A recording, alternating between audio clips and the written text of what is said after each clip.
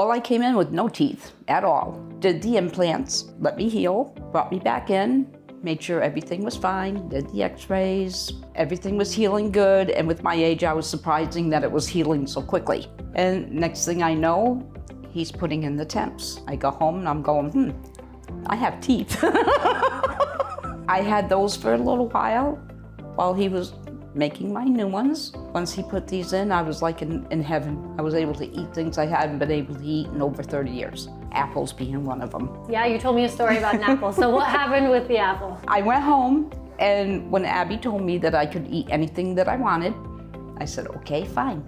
First thing I did was went to the store and bought some apples. Went home, had dinner. My dessert was an apple. I bit into that apple and it was like, oh my God, I forgot how great this was. Before eating the apples, I had to cut them and do it that way. And finally, I just said, I'm not doing it no more.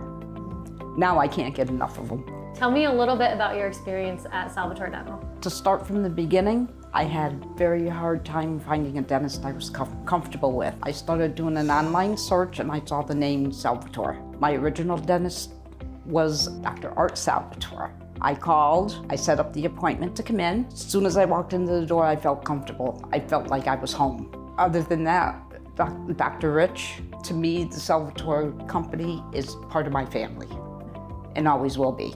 Dr. Art used to make me feel comfortable because I was scared to have to get the dentist all my life. So when I saw the name Salvatore, it drew me in. Yes, and Dr. Art is Dr. Rich's uncle. Exactly. So it works out. And as soon as he started talking to me, he made me feel comfortable. I said, let's do it. What was it like to have them during your surgery? Abby always had a smile on her face. She always made me feel comfortable. Dr. Rich would come in all the time. Even if we couldn't handshake, we'd elbow bump, always with a smile on his face, and it made me feel so relaxed and so peaceful. I could have fallen asleep during it, actually. So what would you say to someone that's thinking about getting treatment like you had, but is kind of on the fence still? I would actually tell them, make an appointment, sit down, talk with Dr. Rich, or whatever doctor, any doctor here would be fine. He will explain everything from point A to point D, right down through the finish.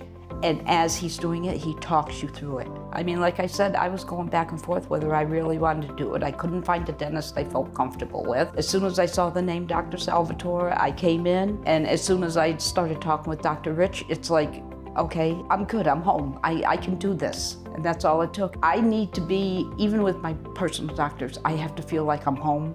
I can't just walk in and sit down and say, okay, do it. I need to know, I need to be comfortable. And everybody here has made me very comfortable.